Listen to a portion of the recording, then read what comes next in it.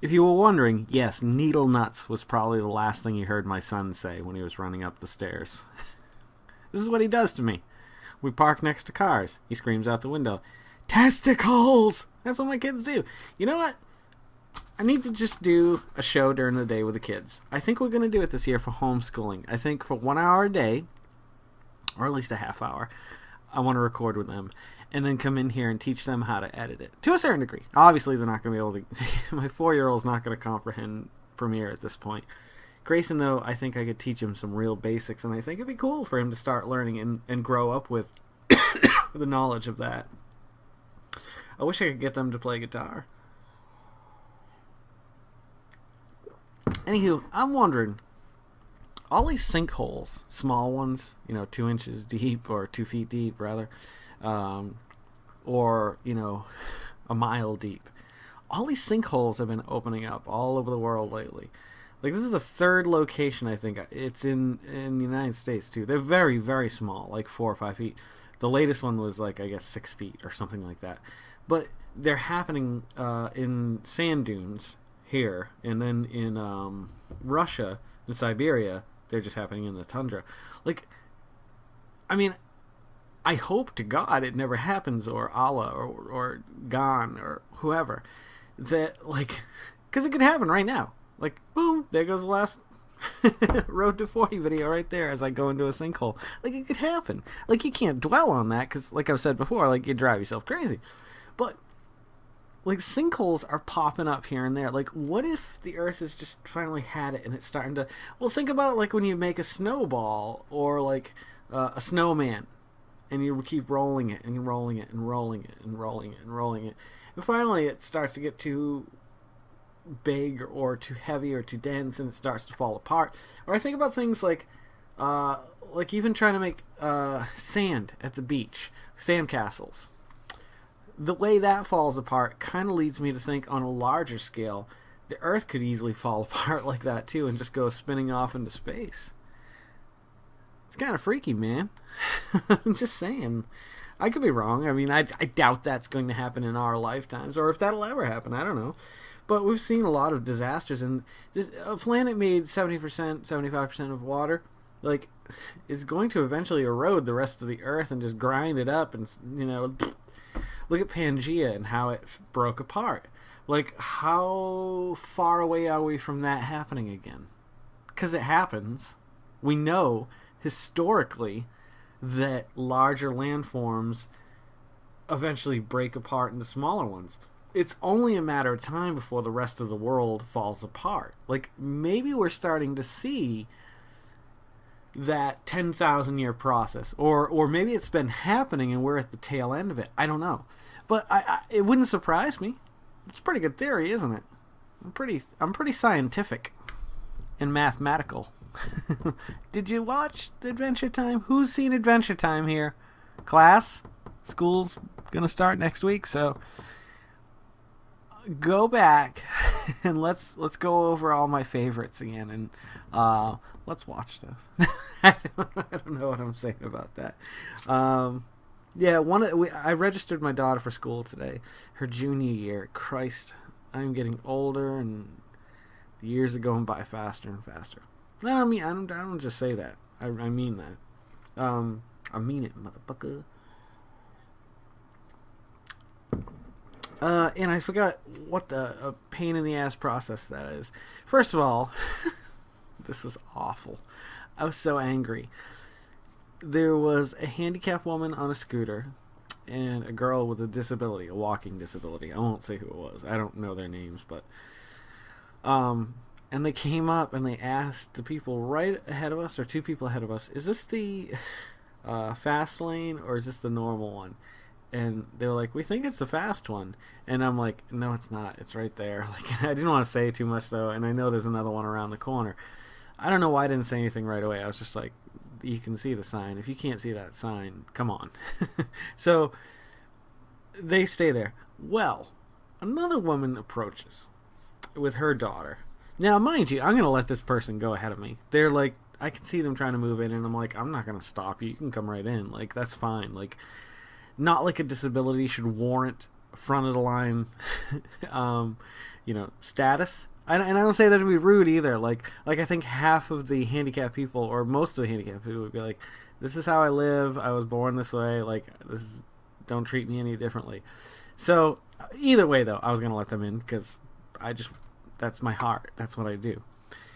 Well, this other woman comes up and they're talking and talking. I can see she's not moving. And the line is getting long at this point. I mean, like I got there a half hour before it opened, or maybe 20 minutes before it opened, and it picked up quick. I was probably like 15th in line, maybe not even, maybe like 10th. And like by the time I left, there was easily 100 people behind me. And this woman, the whole time, she could have just got 3 or 4 people back at the time. There was literally only 4 or 5 people behind me. But I see her talking to this handicapped woman, and the line keeps moving a little bit or shifting, and I'm like, they're gonna try to get into line with the handicapped woman. Son of a bitch.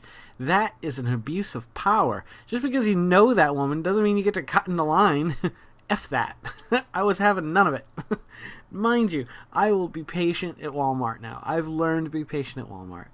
Goose Fraba. Like, what's the point in getting stressed over a big line? That place needs to hire people. They make so much money, and there's never more than 4 or 5 lines open. I kid you not. Round the clock, 320 days a year. Like, that's it. Like, you're going to be standing on... Actually, 365, let's face it, because the business is so busy at that time of year.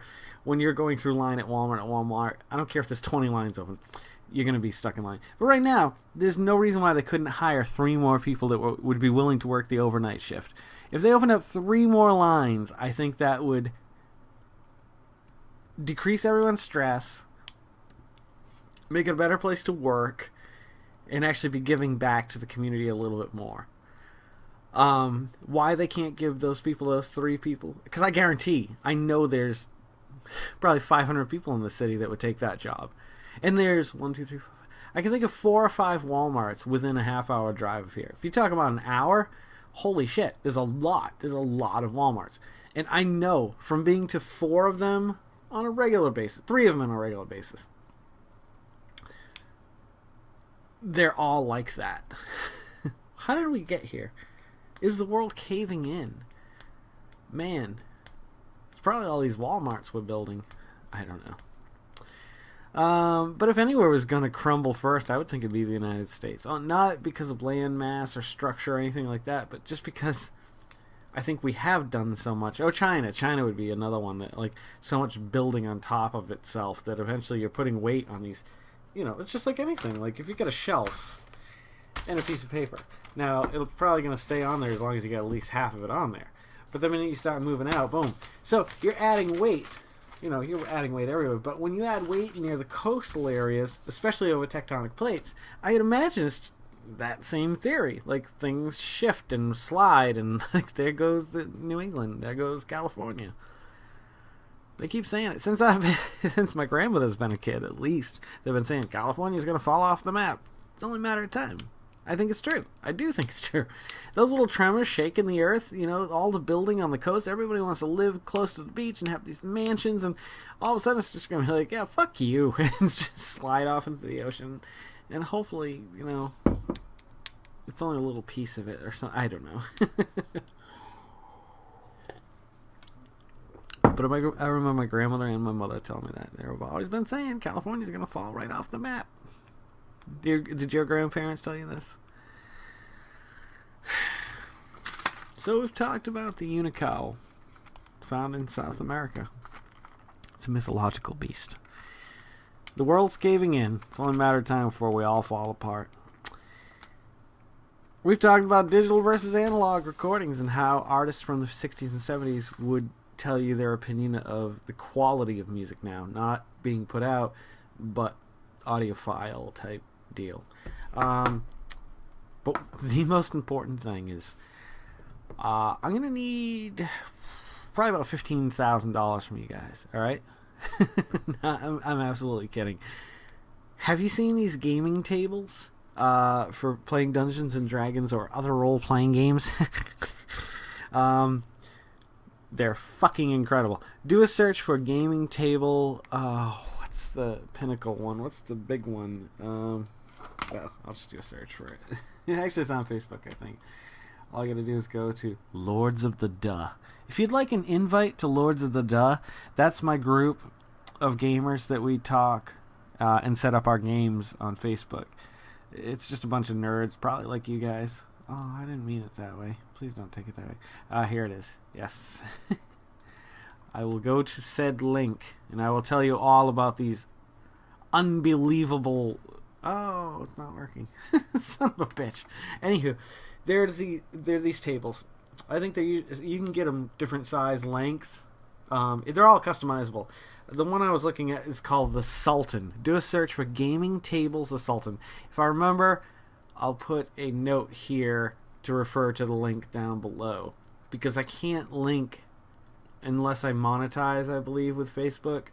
I can't remember, to external websites. So, but I do want to share that. And I hope you guys voted for Lynchburg Humane Society in the $100,000 challenge. I think we're up to win $25,000. I'm not sure the date at the end, but we're still ahead by like 170 votes, which is good. But we have to keep voting, because I love animals. I love animals to my core. Pets, not so much. Animals, absolutely. I don't mean that. So please, it would be awesome to have a state-of-the-art facility for animals, and so much more not storage, but, kennels for them. Oh, it'd be awesome.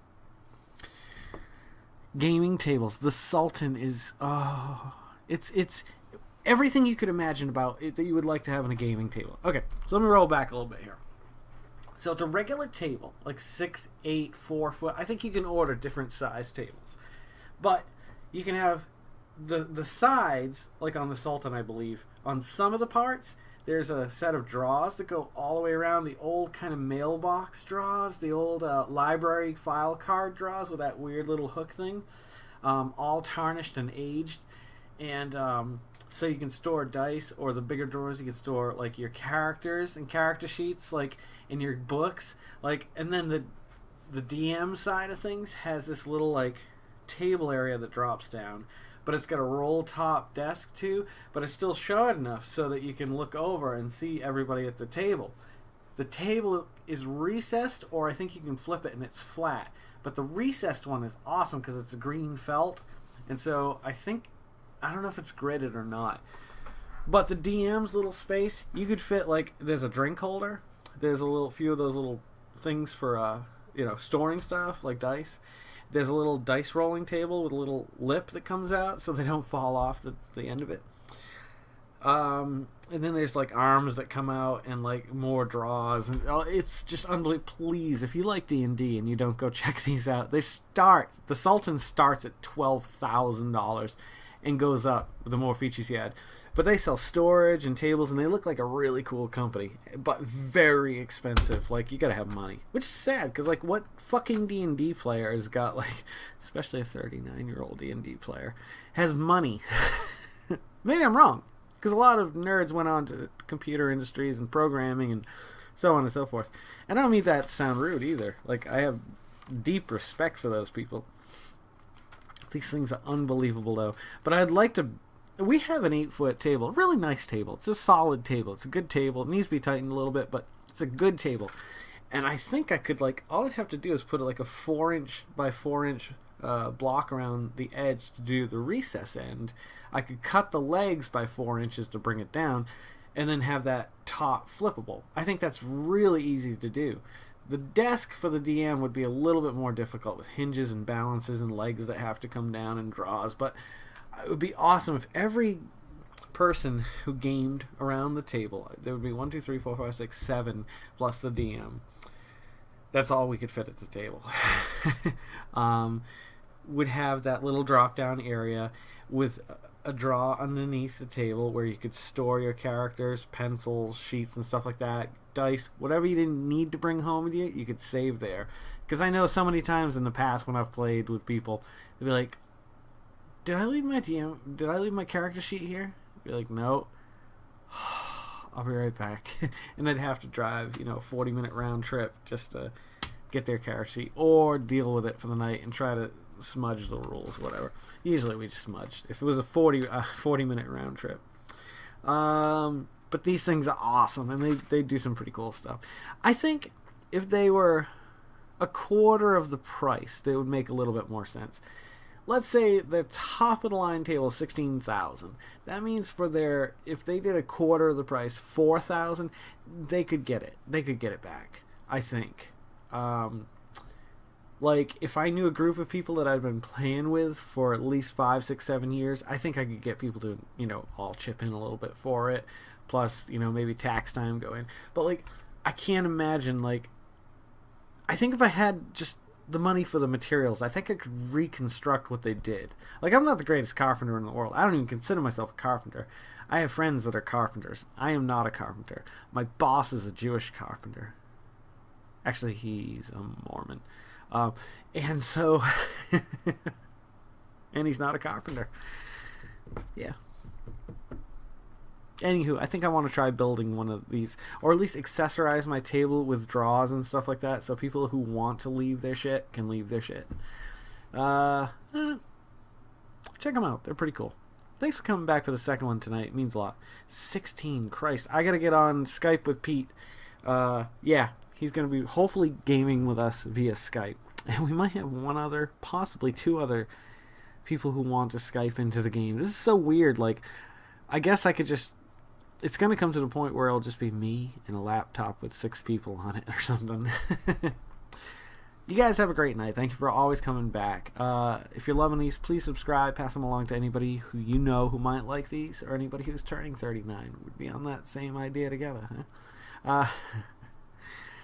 Don't forget to make somebody smile tomorrow. Make yourself a better person tomorrow than you were today tomorrow. And let's make the world spin a little bit happier together. I am Jason Oliveira, and this has been The Road to 40. I'll see you a little bit further on down the road. Thanks, guys. Have a great day. Night, evening, afternoon.